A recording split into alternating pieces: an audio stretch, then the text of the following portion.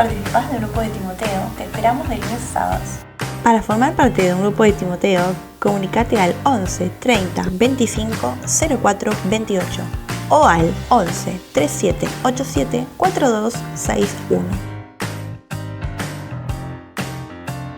Todos los miércoles, a las 20 horas, nos encontramos para tener un momento de oración.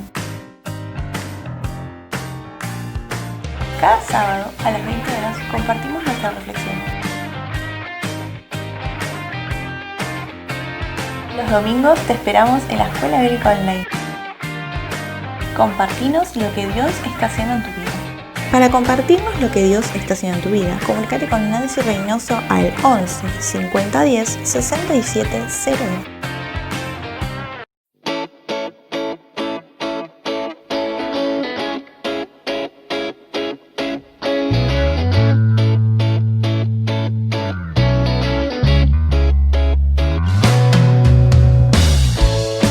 Es imposible hallar la razón, eres asombroso. Y cuando pienso lo que haces por mí, no me puedo contener. Tus riquezas no puedo pagar y no las merezco. Si el universo te podría dar, lo daría todo, pero tú lo hiciste. Maravilloso Dios, no hay otro amor por el que vivo. No volveré atrás, tú tienes Dios, mi corazón.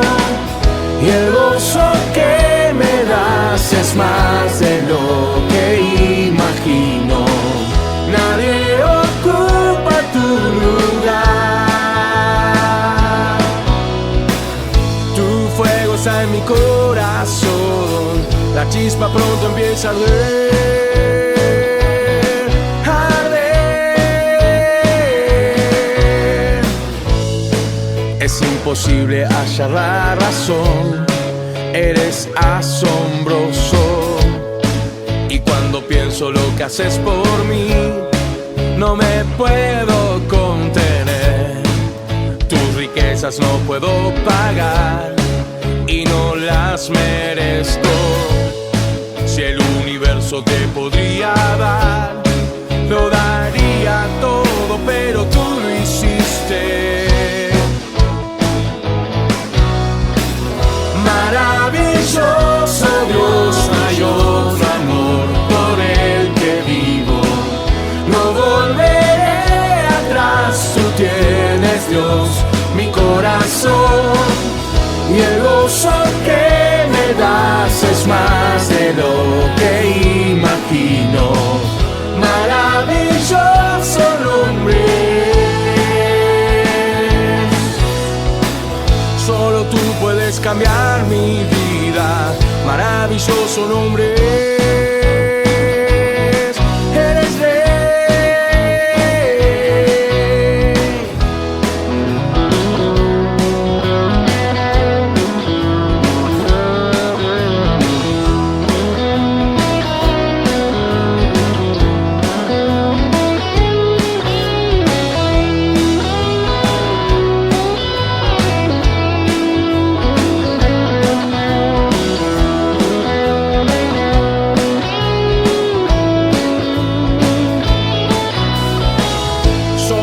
Puedes cambiar mi vida, maravilloso nombre es.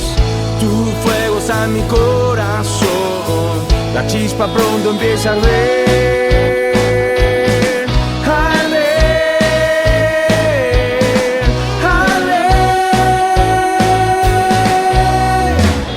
Maravilloso Dios, no hay otro amor por el que vivo.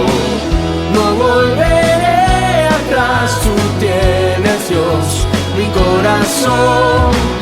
Y el gozo que me das es más de lo que imagino. Nadie ocupa tu lugar. Tu fuego está en mi corazón, la chispa pronto empieza a arder.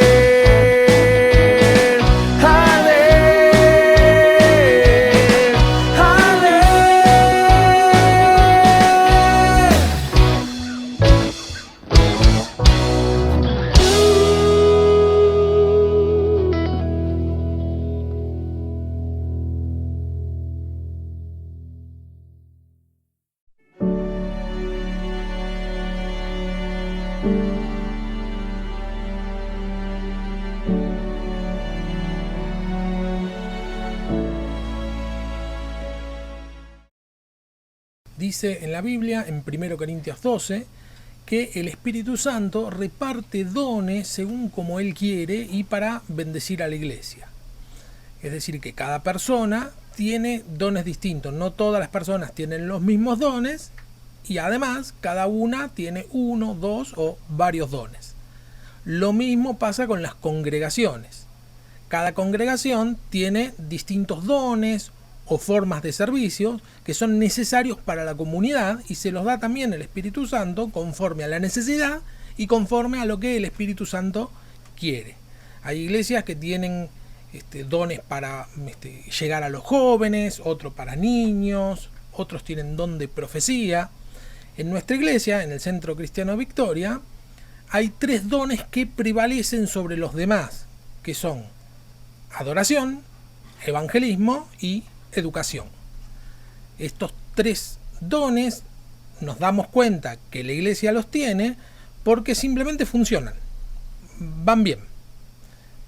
Eso no quita que también hay ministerios como sanidad, intercesión, hay otros ministerios, se ejercen todos los ministerios porque uno no quita el otro, pero en estos 3 hay cierta preponderancia. Si nosotros le preguntamos a un levita, es decir, un adorador, ¿cuál es el centro de la iglesia? ¿Cuál es el corazón de la iglesia? ¿Qué es lo que hace que la iglesia sea iglesia, que el cristiano sea cristiano? Te va a decir que el centro y el corazón de la iglesia es la adoración. Y no está mal porque dice la palabra que fuimos creados para la alabanza de su gloria, dice ahí en Efesios 1:9. Es decir que sí, es la respuesta correcta. Fuimos creados para eso. El lugar donde debemos estar es adorando al Señor. Y cada vez que el Señor hace un milagro, algo a favor nuestro, lo que hacemos es alabarlo. Ese es nuestro lugar, está muy bien. Ahora, si le preguntamos a un evangelista cuál es el centro de la iglesia, la función primordial de la iglesia, te va a decir que es el evangelismo. Y no está mal, porque la iglesia nace con el evangelismo. Mateo 28:16, los 11 discípulos fueron a Galilea, a la montaña que Jesús les había indicado. Cuando lo vieron, le adoraron, pero algunos dudaban. Jesús se acercó entonces a ellos y les dijo: se me ha dado toda autoridad en el cielo y en la tierra. Por tanto, vayan y hagan discípulos de todas las naciones, bautizándolos en el nombre del Padre, y del Hijo, y del Espíritu Santo, enseñándoles a obedecer todo lo que les he mandado a ustedes, y les aseguro que estaré con ustedes siempre hasta el fin del mundo.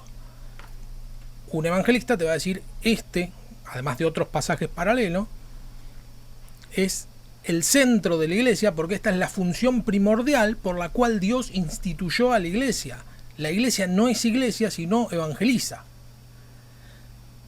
Ahora, si le preguntamos a un maestro, te va a decir que el centro de la iglesia y lo esencial y lo que no puede faltar es el conocimiento. Los maestros somos traficantes de conocimiento. Traficantes no en el sentido de narcotráfico, sino en el sentido que trasladamos conocimiento. Nos llega el conocimiento y tenemos la necesidad de darlo, no lo podemos guardar. Eso es lo que hace ser un maestro. Y el conocimiento es lo central en la iglesia. No puede haber adoración sin conocimiento, eso es lo que te va a decir un maestro, y con toda razón. Dice en Juan 4:22, cuando está la mujer samaritana hablando con Jesús, Jesús le dice, ustedes adoran lo que no conocen. Y lo dice en forma de, no reproche, pero sí está marcando algo mal que están haciendo los samaritanos, que es la ignorancia en la adoración. Ustedes fíjense que la adoración hay en todas las religiones. Inclusive las religiones que dicen no tener dioses se adoran a sí mismos. La adoración en sí misma, sin conocimiento, es paganismo, es idolatría. Hay que tener conocimiento de Dios para adorarlo. No podemos adorar sin saber qué es lo que estamos adorando. Y por otro lado, no se puede hacer evangelismo sin conocimiento de Dios. ¿Qué vamos a predicar si no conocemos? Es más, el evangelismo en sí mismo es enseñanza. Porque el evangelismo no termina cuando a una persona se le dice querer recibir a Cristo y la persona te dice sí quiero. El evangelismo, etimológicamente hablando, quiere decir dar buena noticia. Y las buenas noticias no terminan cuando recibimos a Cristo. Empiezan cuando recibimos a Cristo. Es decir, que el evangelismo es ahí donde empieza.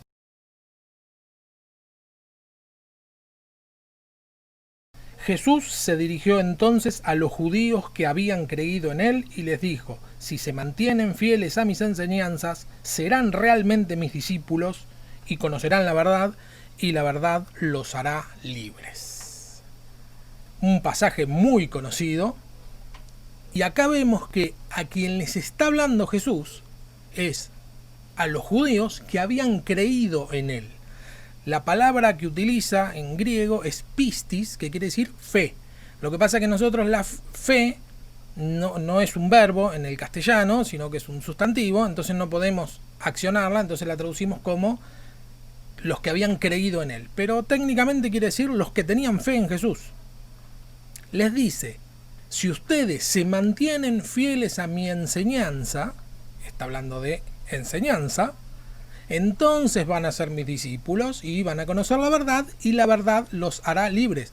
El conocimiento de la verdad es lo que hace libre a una persona.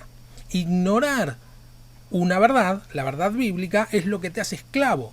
Lo que te hace esclavo del pecado es ignorar la verdad bíblica que hay sobre el pecado que te ata. El conocimiento, ahora lo vamos a ver más adelante, no es solamente de afuera, saber que está mal. Eso no es solamente el conocimiento, ahora lo vamos a ver más adelante. Pero por lo pronto, lo que vemos en este pasaje es que la fe no te sirve si no tenés conocimiento. Alguno va a decir: no, nosotros somos salvos por la gracia, por medio de la fe. Sí, pero ¿fe en qué? Tenés que tener conocimiento para tener fe, si no ni siquiera sos salvo. En la Biblia, en Santiago 2, dice que los demonios también creen y tiemblan. Tener el conocimiento solo, igualmente esto lo vamos a ver un poco más adelante, tener solamente el conocimiento que no llegue a un nivel de profundidad suficiente, no te salva. La fe solo no te salva, la adoración solo no te salva. El evangelismo por sí mismo no sirve de nada si no tenemos conocimiento. Eso es fundamental. Si querés ser libre, en este congreso de lo que estamos hablando es de la libertad que tenemos en Cristo. Bueno, en Cristo tenés que tener conocimiento de Cristo, y el conocimiento está en la palabra. Algunos dicen, inclusive utilizando la Biblia, dicen: no, la letra mata y el espíritu vivifica. Gloria a Dios por eso. Eso también es conocimiento. Saber eso está en la Biblia. El Espíritu Santo, claro que sigue revelando. La revelación del Espíritu Santo no terminó cuando se escribió el último libro de la Biblia. Sigue revelando. Pero el Espíritu Santo lo que hace es revelar todo lo que Jesús dijo. ¿Y qué es lo que Jesús dijo? Todo lo que está en la Biblia. Todo. Porque ahí vemos en Juan que Jesús en el principio era la palabra. Ahí donde se traduce era el verbo, el término logos, que lo que significa es la palabra de Dios. En el principio Jesús, es decir, antes de hacerse carne, era la palabra de Dios. El conocimiento de la palabra de Dios es lo que va a lograr que el Espíritu Santo te hable. Si no tenemos conocimiento de la palabra de Dios, el Espíritu Santo no lo vas a entender, no lo vas a sentir. Hay personas que dicen: a mí el Espíritu Santo me dijo que, y dicen cualquier cosa. El Espíritu Santo me dijo que vos vas a ser mi novia. Y capaz que la chica dice: sí, pero a mí el Espíritu Santo me dijo otra cosa. El Espíritu Santo me dijo que tengo que trabajar acá. Y bueno, está bien. Bueno, entonces ponete a trabajar en ese sentido para conseguir ese trabajo. El Espíritu Santo me dijo que renuncia al trabajo. ¿Y estás seguro que fue el Espíritu Santo que te dijo eso? Porque lo que dice la Biblia es que en Juan 14 es que lo que hace el Espíritu Santo es actualizar la palabra. ¿Qué quiere decir actualizar? Es darle sentido a la realidad que estás viviendo el día a día, el hoy. Ese es lo que hace el Espíritu Santo trabajando en las personas. Por eso es que recuerda todo lo que dijo, no es que solamente nos trae a la memoria. Si vemos otra vez el mismo pasaje de Mateo 28, cuando lo vieron a Jesús, lo adoraron. Si es un momento de adoración en la iglesia o en el lugar donde estés, vas a leer este pasaje y vas a decir, es un pasaje de adoración, porque después el Señor se le revela después de la adoración. La adoración es lo que hace que el Señor te hable. ¿Está bien? Sí. Lo que hizo es el Espíritu Santo actualizar ese texto para que lo veas desde el punto de vista de la adoración. Si lo ves en un momento de evangelismo, bueno, vas a leer la palabra vayan. Esa palabra va a resaltar y vas a decir, nos está mandando a que vayamos a predicar. Y sí, porque claro que hace ese pasaje eso. Lo que está haciendo el Espíritu Santo es actualizar el texto para que entiendas que ese texto es puramente evangelístico. Ahora, si lo mirás desde la enseñanza, dice, hagan discípulos enseñándoles que, si es el momento de la enseñanza, o tenés el don de la enseñanza, vas a decir, es un texto de enseñanza. Lo que está diciendo es que hagamos discípulos y que les enseñemos. El Espíritu Santo lo que está haciendo es actualizar un texto a la realidad que estás viviendo. Yo estoy poniendo estos 3 ejemplos porque es lo que estamos viendo: adoración, evangelismo y enseñanza, es lo que vamos a ver en este congreso. Pero la realidad es que el Espíritu Santo te actualiza el texto bíblico a la necesidad que tenés en el momento que estás leyendo la palabra. En griego hay muchas palabras que significan enseñanza, conocimiento, sabiduría, porque claro, el pueblo griego era un pueblo que les gustaba, se dedicaban a eso, a la enseñanza, al aprendizaje. La filosofía nace de los griegos, y que justamente filosofía quiere decir amigos de la sabiduría o amante de la sabiduría, según como se lo lea. Así como hay pueblos, no sé, pueblos navegantes que van a tener un montón de palabras que significan agua, por poner un caso, o pueblos cazadores que van a ver un montón de palabras que significan distintas armas de caza. En el pueblo griego hay muchas palabras, pero muchas, más de 25, 30 palabras que significan conocimiento, entendimiento. En la Biblia también hay muchas, en el Nuevo Testamento hay muchísimas, pero hay 3 en las cuales me voy a centrar. Una es ginosko, que quiere decir un conocimiento, como si me presentan a una persona, a Juan Carlos. Y bueno, sí, lo conozco. Ahí. Lo conozco, sí. Sé que se llama Juan Carlos y sé cómo es, la cara. Hay otra palabra que es epiginosco, que es un conocimiento superior. Viene de la misma palabra. Es un conocimiento un poco más exhaustivo.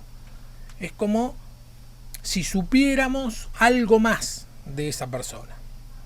Y la palabra, la verdad que no los conté, pero aparece muchísimas veces. La palabra oída también significa conocimiento y también significa ver. Significa 2 cosas. Nosotros en el castellano solemos utilizar también la palabra ver para decir entender.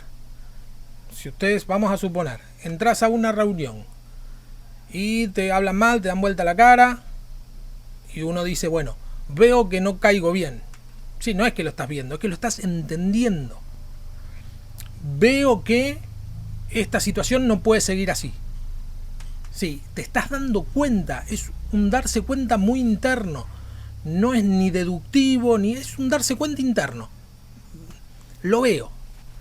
La palabra oída justamente quiere decir eso, se utiliza en la Biblia muchas veces para decir que hay un entendimiento superior, mayor, no es solo un conocimiento superficial, sino un entendimiento interno muy fuerte. En esto podemos ver 3 estamentos de conocimiento. Por un lado es la información.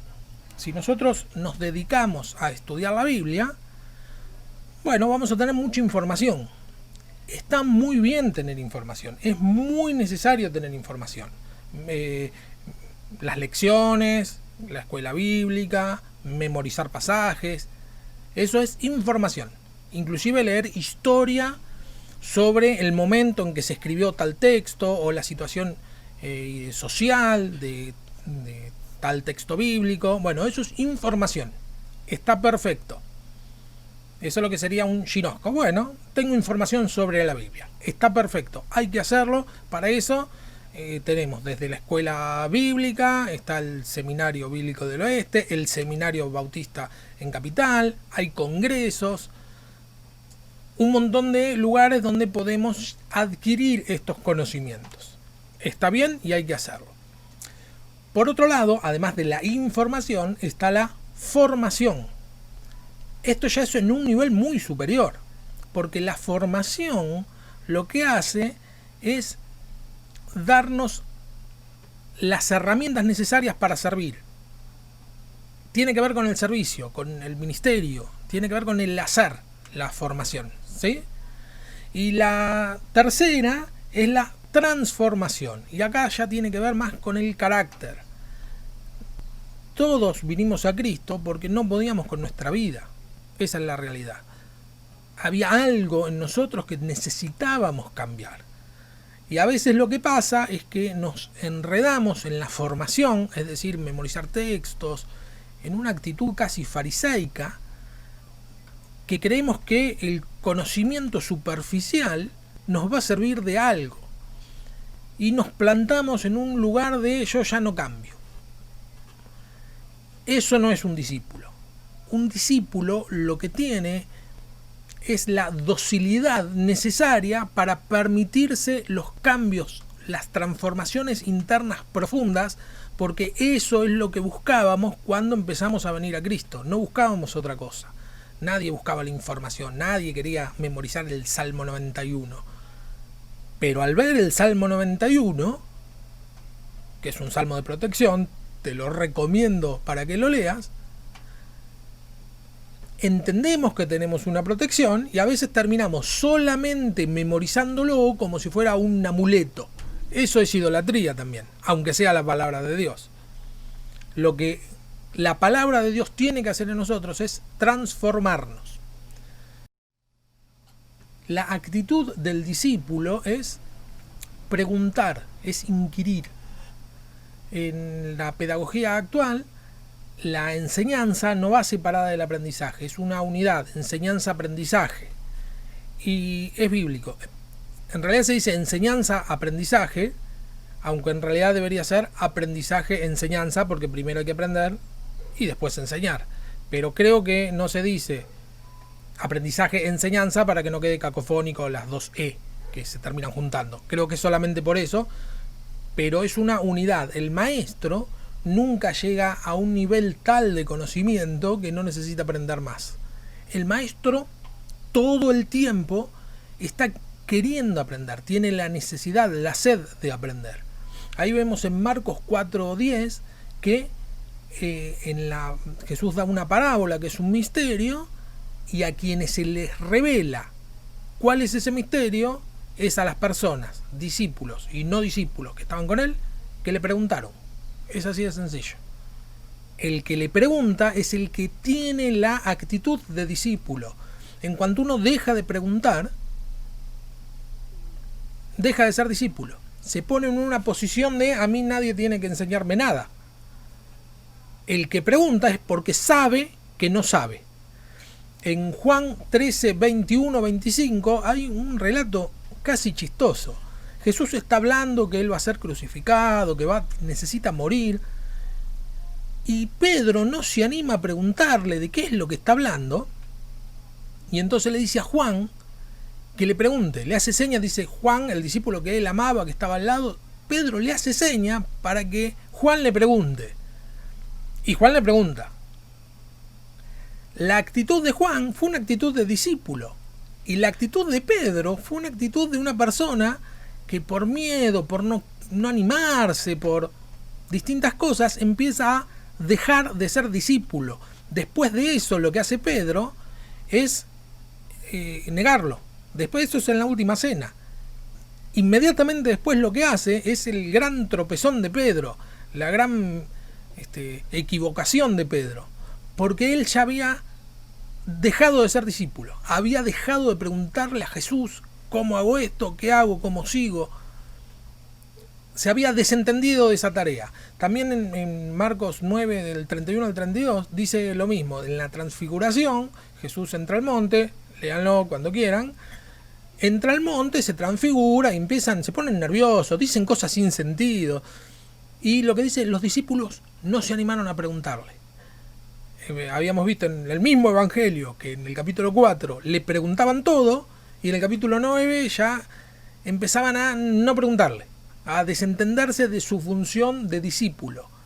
Un discípulo, el carácter que tiene que tener un discípulo, por lo tanto un maestro, porque un maestro siempre es un discípulo, es preguntar, siempre preguntar.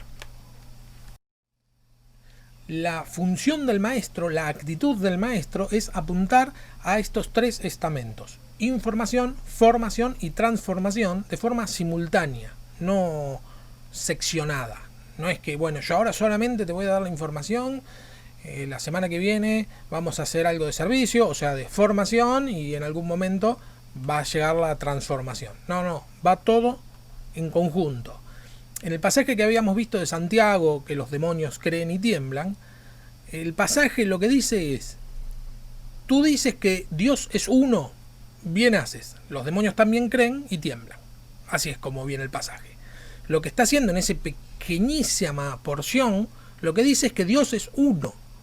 Naturalmente el hombre cree que hay muchos dioses, naturalmente hablando, el hombre natural, que hay muchos dioses, que hay muchas fuerzas de la naturaleza que también serían dioses, hay uno mismo es un dios, etcétera. Hay distintas religiones. La idea que Dios es uno es una revelación de Dios. Ninguna persona natural podría pensar que toda la creación fue hecha por una sola persona y que la sostiene una sola persona. Eso es revelación. O sea que cuando dice el texto, tú crees que Dios es uno, bien haces.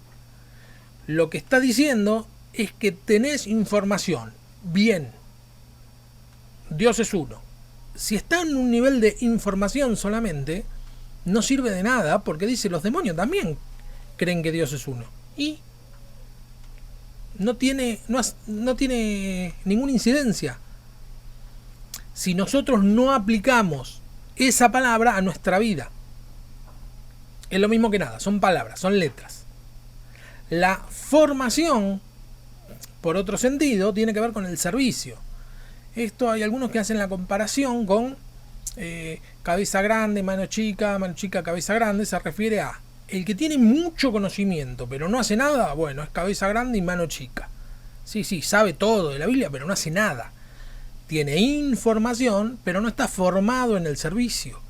No lo hace. La formación la da el maestro a través del servicio. Vemos en Juan 13, versículo 12, que dice: cuando terminó de lavarles los pies, se puso el manto y volvió a su lugar. Entonces les dijo: ¿entienden lo que he hecho con ustedes? Ustedes me llaman maestro y señor, y dicen bien porque lo soy. Pues si yo, el señor y el maestro, les he lavado los pies, también ustedes deben lavarse los pies los unos a los otros. Acá vemos el servicio de Jesús como maestro y señor. Nosotros no somos señor, pero sí somos maestros en esto de enseñar.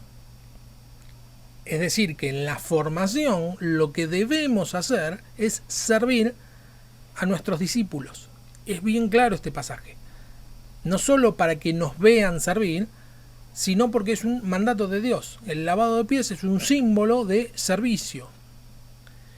Y por último, la transformación. Ahí ya los maestros no tenemos nada que hacer. Una vez que dimos la información y la formación a través del servicio, la transformación la da el Señor, porque está en lo más íntimo de una persona. Para que haya una transformación interna, la persona que va a ser transformada tiene que querer ser transformado. Si vos querés ser transformado porque hay algo que te va mal, que ves que no va, que esto no puede seguir así en tu vida, primero lo que tenés que hacer es aceptar que necesitas ese cambio, informarte, formarte y pedirle a Dios el cambio interno. En esto no hay maestro que pueda ayudarte. Esto es algo bien interno, porque tiene que ver con el carácter de la persona. El carácter no es hablar fuerte o tener mal humor. Algunos creen que es eso. Podemos ver el caso del apóstol Pedro, una persona con muy poco carácter, y de Jesús, una persona con mucho carácter. ¿En qué lo vemos? Cuando Jesús le dice que todos lo van a abandonar en la última cena, Pedro dice: no, yo no te voy a abandonar nunca, daría mi vida por vos. Una persona muy efusiva, pareciera que tiene carácter. Después, cuando lo van a arrestar a Jesús, Pedro saca la espada y le corta la oreja a un siervo de uno de los que los venían a arrestar, y Jesús le dice que guarde la espada. Parece una persona que tiene un carácter, es el único que se animó a sacar la espada. Y después, cuando está en el patio y lo están acusando a Jesús y dicen: pero vos no estabas con Jesús, y le preguntan a Pedro, y Jesús dice: no, yo no estuve con él. Sí, andaba con Jesús. No, yo nunca. Dice: maldita sea, empieza a maldecir. ¿Cómo van a decir que estuve con Jesús? Tiene un carácter efusivo. No tiene mucho carácter. Tiene un temperamento que no lo puede manejar. No tiene dominio propio. Eso no es un carácter fuerte. Inclusive están maldiciendo.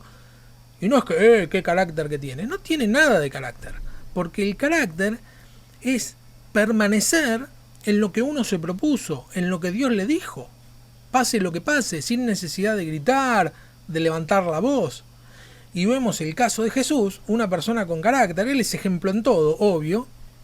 Y vemos que cuando va al juicio y Poncio Pilato lo interroga y le dice: sos Dios, no sos Dios, ¿quién sos? Llega un momento que Jesús dice: bueno, ya no le contesta más nada. Y Poncio Pilatos era la persona que podía matarlo si quería, o dejarlo vivir si quería. Y Jesús, en su carácter, entendiendo que en realidad la vida y la muerte está en manos de Dios, en manos del Padre, decide no contestarle más, porque entiende que Poncio Pilato no va a entender por más que le explique, porque él ya está en una posición de juicio, no está en una posición de discípulo. El carácter, que es la transformación que estamos necesitando, es lo que te hace libre, es lo que te da la enseñanza, te da la formación, te da la transformación, y es lo que te hace libre. En el pasaje que vimos al principio, la verdad los hará libres, apunta a eso. Para ser libres del pecado, libres de vicios, libres de cosas que no podemos salir, como dice en Romanos 7, que lo que quiero hacer no hago, sino lo que no quiero hacer, eso justamente es lo que hago. Si estás en esa situación de estar haciendo lo que vos no querés hacer,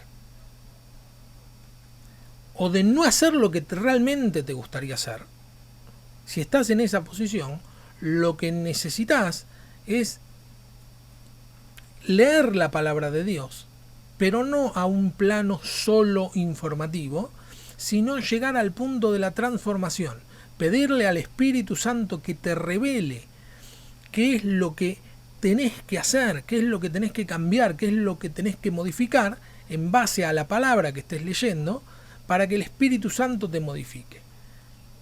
Y esta modificación no termina nunca, porque cuando alcanzás una modificación que querías hacer, un cambio interno que querías hacer, ves un abanico de posibilidades, ves que podés cambiar un montón de cosas más, tenés más desafíos y nuevas cosas que hacer.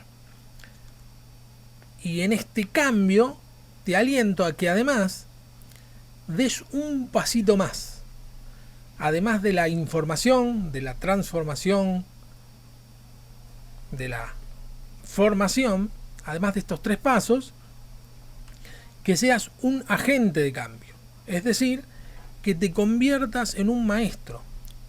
Todo lo que Dios te dio, todo lo que sabés, todo lo que tenés, no es para que te lo guardes vos mismo y que te sirva solamente para vos. Habíamos visto en la escuela bíblica en línea que la luz, en un primer estado, vemos en el Antiguo Testamento, que sirve para alumbrarte los pies y el camino, como para que sepas por dónde ir y que ningún animal te ataque a los pies. ¿Sí? Lámpara es a mis pies tu palabra y lumbrera mi camino, dice el Salmo 119. Te sirve a los pies. Eso está bien en un primer momento, en una primera etapa, está perfecto, nos sirve para eso. No podíamos con nuestra vida y la palabra de Dios viene a hacer luz a nuestros pies, para que no caigamos, para que no tropecemos. Pero en una segunda etapa, en una revelación posterior, Cristo nos dice que la luz debemos ponerla en alto para alumbrar a todos. Y ahí es donde viene todo. Ahí es donde viene evangelismo. Ahí es donde hay adoración, cuando hay un conocimiento genuino de Dios. Pero eso lo vamos a ver en los talleres que vienen. Te invito a que continúes en estos 2 días que quedan, en los talleres que van a seguir, para avanzar un poco en el conocimiento de Dios.